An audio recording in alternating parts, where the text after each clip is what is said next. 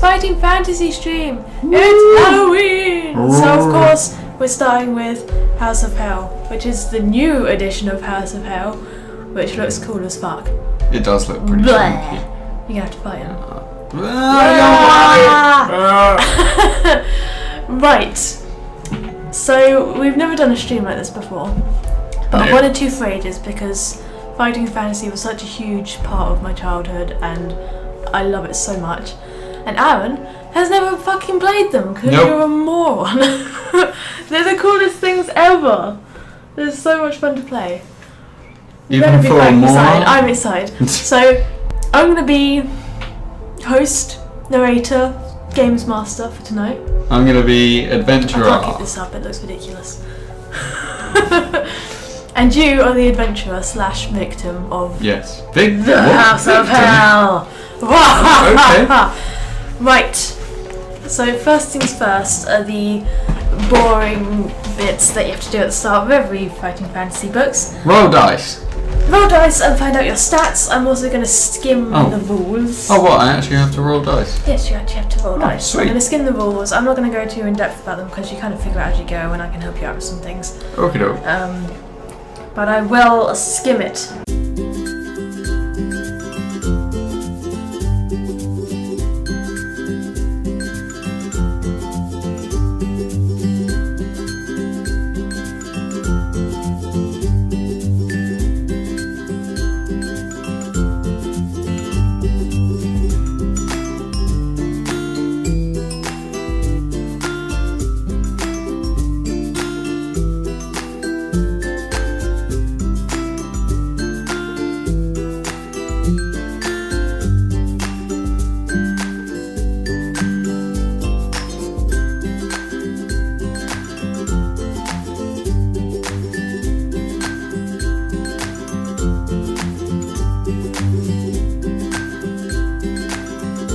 Make sense? Yes. Start with no equipment because it's fucking brutal. Yay!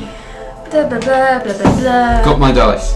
Battles you can go through. Okay, I'll go over this. So when you fight a creature, it all depends on your skill and your stamina. Okay.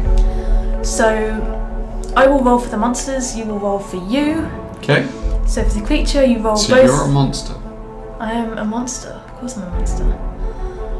So you roll 2 dice, you add its skill score, which I'll see in the book, and that is the creature's strength, attack strength. Right. Then you'll roll both dice for yourself. Number rolled is your current skill score, its total is your attack strength. So So you roll 2 dice and add your skill to it, and that's your total. So you're a monster. Awesome. If your attack strength is higher than that of the creature, you have wounded it. Woo! So you do that each round until one of you dies. Yeah. Essentially. Till either me or the monster dies. If you wound the creature, you subtract 2 points from its stamina score, which I'll see in here, which I won't tell you, by the way. You won't know if it's a strong or a weak creature. Okay. Wow. You can use your luck to do additional damage or take away damage, but every time you use your luck, it reduces by 1. So basically with luck, there'll be certain points in the book where it'll say, test your luck. If you fall down a hole and you have to avoid spikes. If you're unlucky, you'll get stabbed and die. If you're lucky, then you'll slip past it. Alright. So you roll, I believe it's 2 dice for luck. Let me double check that. This does get more interesting, by the way. This is just the initial setup. Yeah, I just want to get going now. I want to kill some monsters. I want to kill some zombies. Yeah, so you roll 2 dice. If the number rolled is equal to or less than your current luck score, you have been lucky and the result will go in your favour. So every time you use your luck, it gets harder the next time because you have to be equal to or less than your current luck. Oh, so it's going to be easy. if you use your luck a lot and you go down to 1, then you have to roll a 1 in order to be lucky the next time. Makes sense? So it's good you've got a high luck. Yeah. But so when it comes across a test your luck, sometimes you have an option not to test your luck, but most of the time you just have to. Oh, okay. So you have to be sparing with it when you're fighting monsters and you want to test your luck. Yes. So let's get started. Luck in battles You can test your luck to either take 1 damage instead of 2, Or deal them 1 extra. or deal with them 1 extra. Okay. Let's get started. I think that's about all you need to know. I can We'll figure rules I as can we always go. through things again.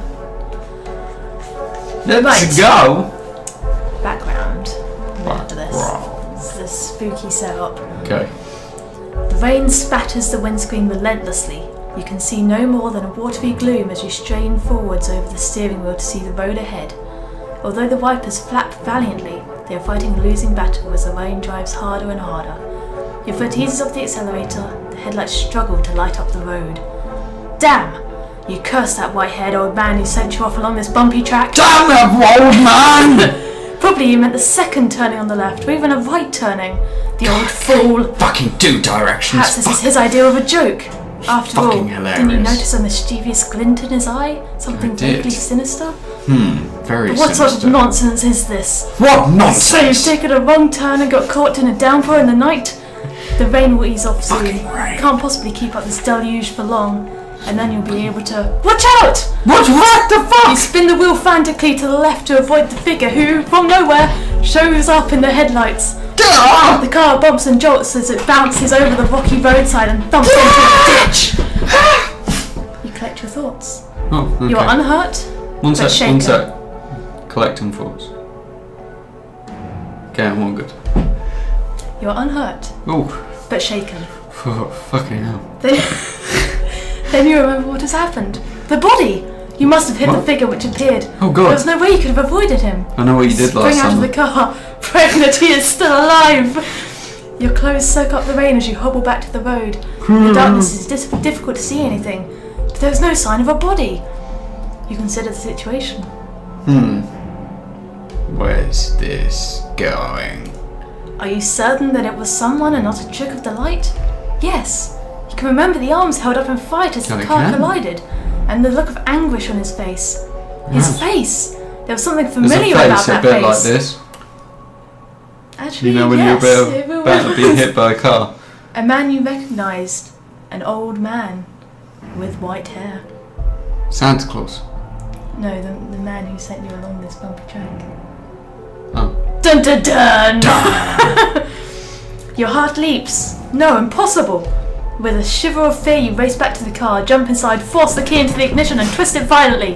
The starter coughs, sputters, and dies. What? You hit the key again, but this time a Fucking single car was shudder is all the expensive. engine can manage. You grasp the wheel with your hands and shake it desperately as if to force some life into the car. But the battery is dead. Your car is certainly not budging from this ditch tonight. Do you know how much the AA costs in this area? I know, right? You're in the middle of bloody nowhere, Fucking man. terrible. The situation is hopeless. But now the plight of your car is paramount. Where can you get help? You passed a garage at Mingleford, but that was some 20 miles away. Yeah, I've got a Fucking phone. Mingleford. You don't have a phone. This isn't set in modern times. You I'll have just no pop phone. telephone box down the road. There isn't a telephone box in the middle of nowhere. There's nowhere. As if in answer, a light appears in the distance. Someone has switched on a bedroom light. What a Ooh. stroke of luck. Yes. It was at least 15 miles back that you passed the last house, and you happened to have broken down just a short distance from someone's Fucking home. walk and a half. You button up your coat and open the door. From outside the car you can see the building more clearly. Just ahead on the left, a drive winds up to a large house. It is a good 5 minutes walk away. By the time you reach it, you'll be drenched. Nice How real else can you estate call a area. garage? Oh yeah. I mean, no mobile phones, no telephone boxes. You can't afford to miss tomorrow's appointment. No. What have I you got going must. on tomorrow? What have you got going on tomorrow? Oh, I've got an appointment. What appointment? Doctors. Oh shit. You don't. It's private. Okay. Private. Anyway. You'll Anyway. probably be able to drive. You won't be able to dry off inside after phoning the garage. Yes. You slam the door. Turn up your. Goddamn car. That's probably really loud. I'm sorry, everyone. Turn up your colour and set off for the house. Off I go. A flash of lightning lights up, clearly flashing, Holy but fuck. in your preoccupation with the rain, the warning from above is wasted on you. The whole house is old, very old, and in a shocking state of repair. The light in the window is don't need a flickering, handyman. most likely an oil lamp, certainly not electric. You don't notice a fact that might have turned you back anyway. There is no telephone line going to the house. You moron. As you climb the steps to the front door, little do you realise what fate has in store for you. Tonight is going to be a night to remember. Yay! Your adventure awaits. May your stamina never fail. So this... I did fail on my stamina roll. This is the spooky house that you have arrived at. There you go. One. It's beautiful. I love the new illustrations in these books. But anyway, you climb the creaking steps up to the front. One sec, let the camera come back. I'm sorry, I have a terrible webcam. Let me. Wah! There we go. Yeah. Magic. You climb the creaking steps up to the front door and pause to catch your breath. You sound like a weird old woman. Even though you ran all the way up the drive from the car, you are soaked through. Your feet are particularly wet. Even if it's raining, you're in a bloody hurry. Judging by the number of puddles you stepped into in the dark, the drive needs a small fortune spending on repairs. My socks are wet. What tough shit. Can I take my socks off? You can ask the owners of the house for some socks. I'll roll an 8. I take my socks off. You fail. But under the porch, you're out of the storm, and this isn't D&D. You can't roll for advantage. But under the porch, you are out of the storm, and you brush the rain from your clothes before turning towards the door. The rain is still pelting down, but an eerie silence hangs in the air. No lights are on downstairs. Step back off the porch to check the upstairs window, which attracted your attention earlier. You in there, motherfuckers? Nothing. No lights. No motherfuckers in there. The whole place seems to be deserted. But then you remember Yo, I need to use your telephone. 5 minutes to midnight. Everyone in the house has probably gone to bed. I'm fucking right, it's like 5 to midnight. An owl hoots in the distance and a shiver runs down your spine. The situation is a little scary. Here you are, in the middle of nowhere, at some strange, run-down old house, about to wake up whoever lives inside, at midnight.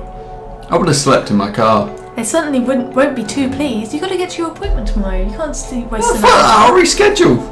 But you have no choice if you're going to make your appointment tomorrow. You must reach your telephone to call for help. You step up to the front door.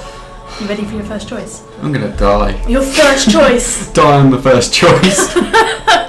Just roll dead. You can't die on your first choice, it's fine. I trip down the stairs and die. Do you know why? Because my socks are wet and I couldn't take them off. From the left side of the house, a dull glow catches your attention. A light has been turned on. You breathe a sigh of relief. At least someone is awake. Consider your options. There's an elaborate knocker in the middle of the door and a bell pull hanging down to the right. Do you know what a bell pull is? Yeah. Will you rap on the door with the knocker, pull the cord, or creep around the house to investigate the light? Now, see, what I'm thinking is this bell cord is going to open up like a trapdoor underneath me. I don't want to do that. You want to go down the trapdoor? Yes! You want to... Is there actually a trapdoor? I'm not telling you. Yeah, I want to pull the cord. You want to pull the cord? I want to pull the cord. I mean, logic dictates that seems like something you just can't do. If there's a bell cord, I am fucking pulling it. You grasp the rope and pull. From the depths of the house you hear a tinkling noise and the light comes on from the side window goes out. Oh. Dun dun dun. I didn't fall. 3, 5, 7. You didn't fall. Now I'm worried.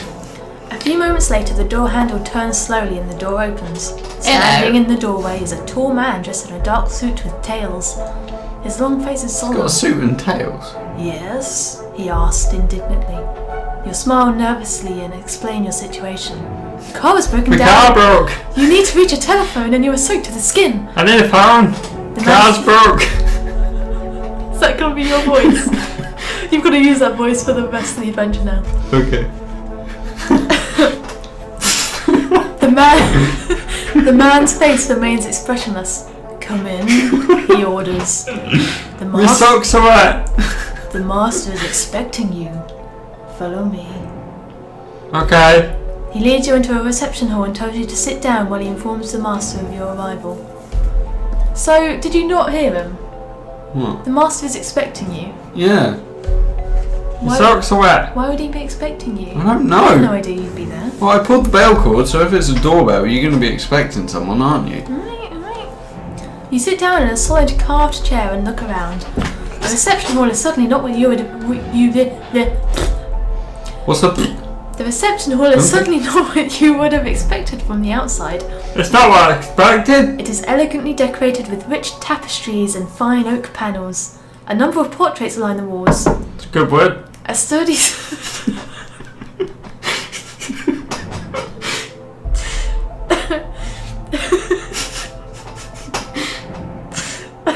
Okay. I hate you. You told me I gotta keep that voice up. I'm in character.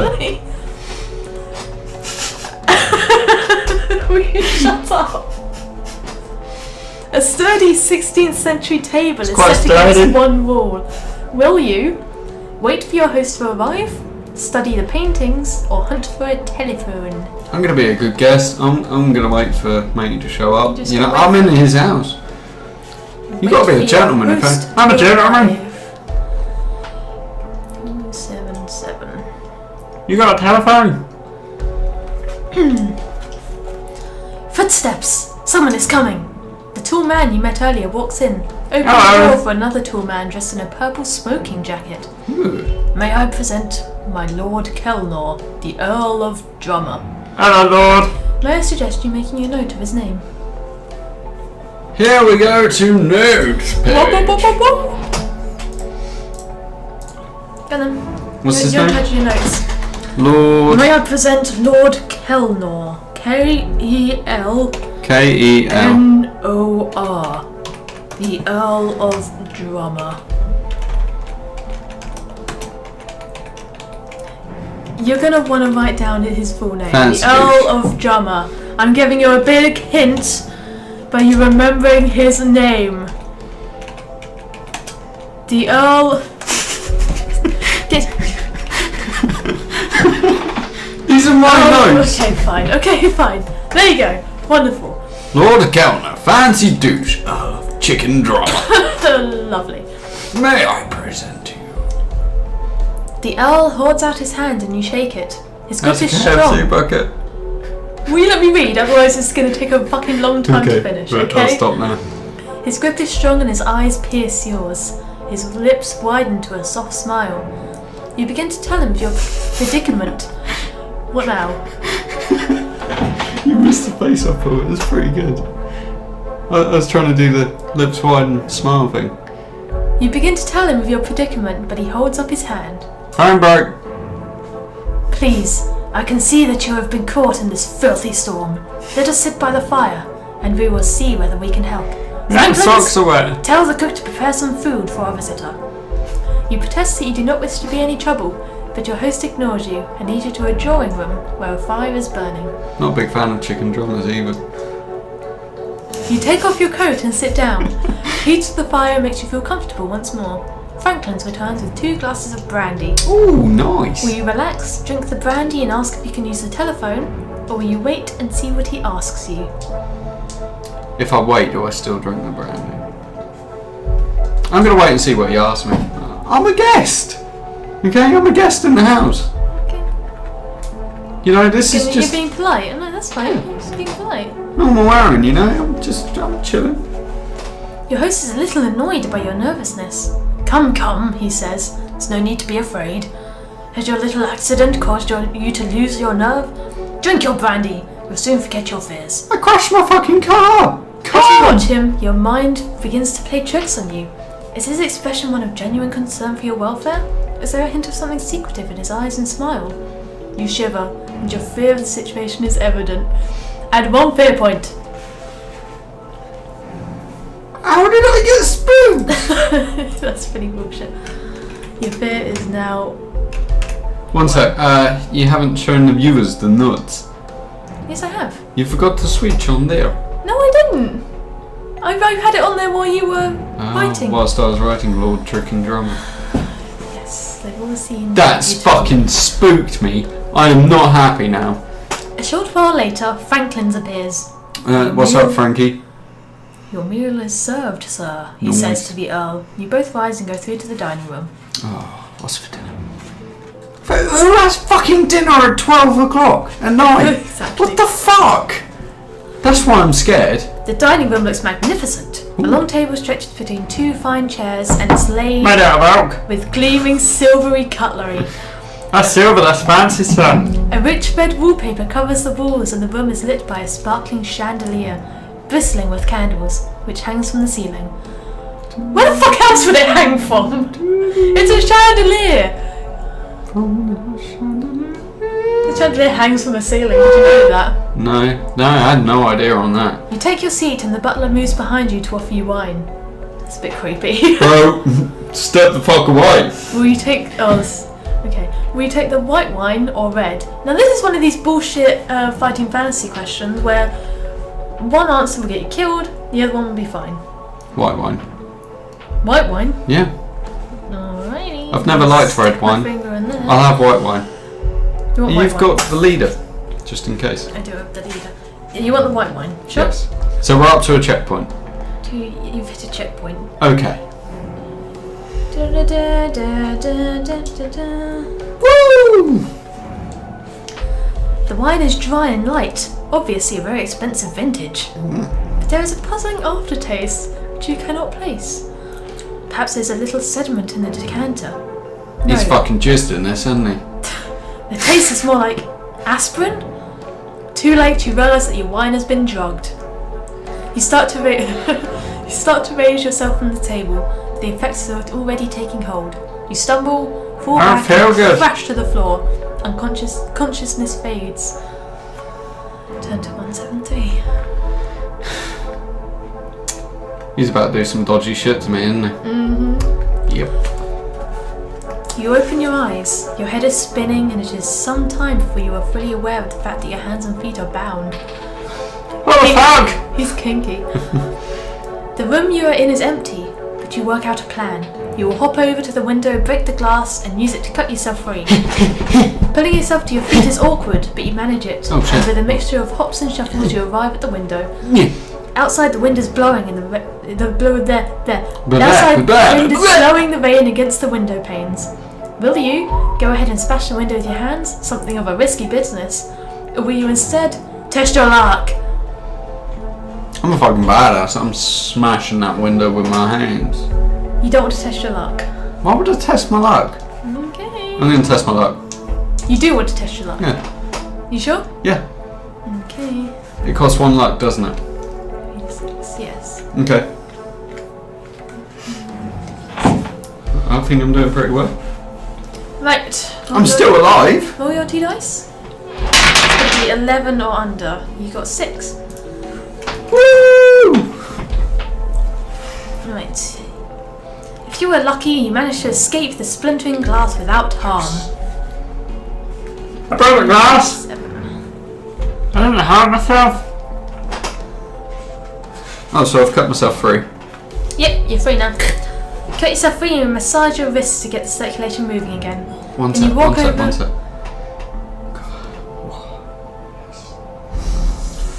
Okay, yeah. Then you walk over to the door and try to open it. It's not locked. You try the handle, open it a little, and look outside.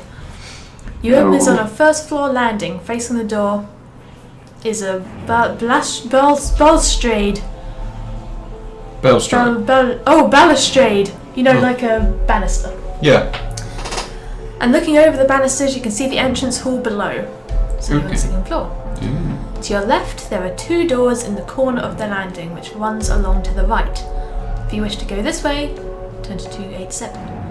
Looking to your right, the landing runs past another door and then turns to the left. So you want to go left or right? Right.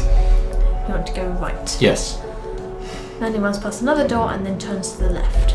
Yes. Short distance further along the balcony, you arrive at a door with a Zazel written on the nameplate. If you wish to try this door, turn to 358. If you would prefer to continue, turning to the left and following the landing, turn to 229. What's the room called again? A Zazel. A-Z-A-Z-E-L.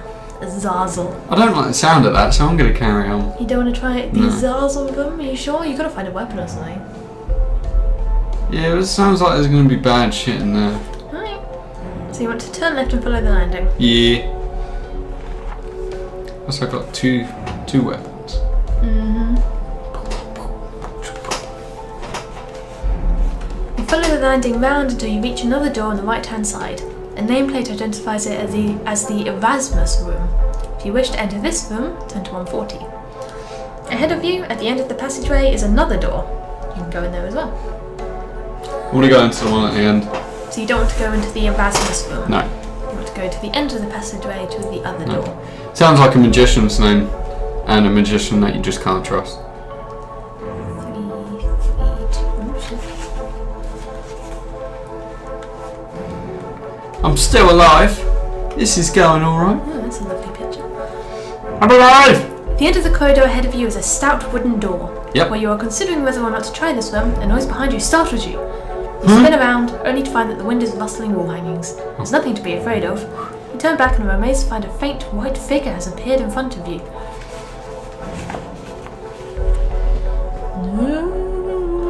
I can see it. He's a ghost. Not like the ghost. This apparition is a young woman in her early 20s with long flowing hair.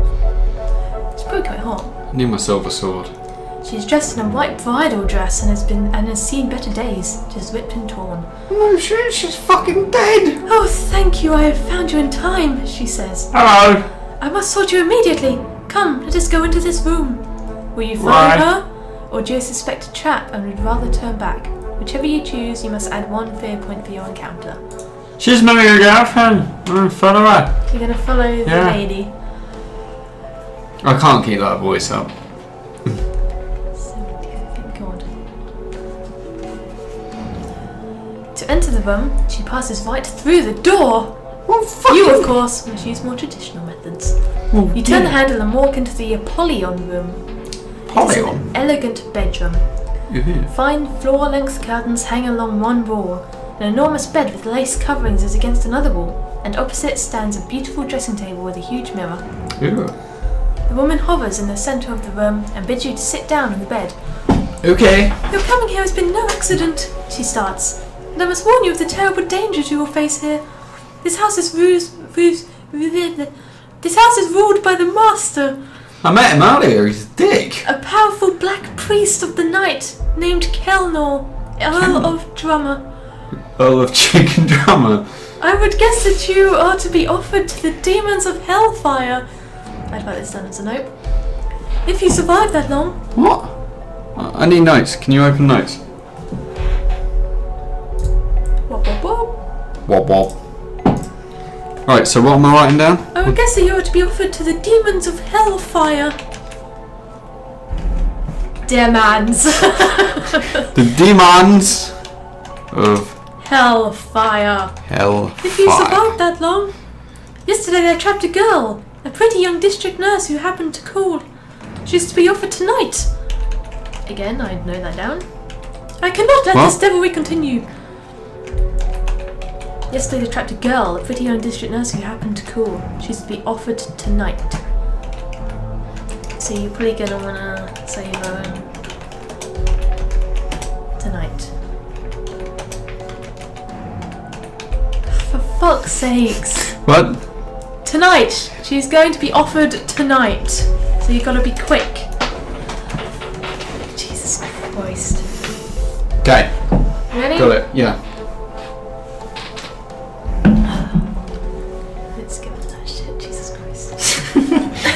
Love my notes. I cannot let this devilry continue. There must be some way it can be stopped. If you can find the knife. The Crisp or Chris? K-R-I-S. K-R-I-S. Chris knife. Knife. Yeah? You might defeat Kelnor, for this weapon is his only weakness.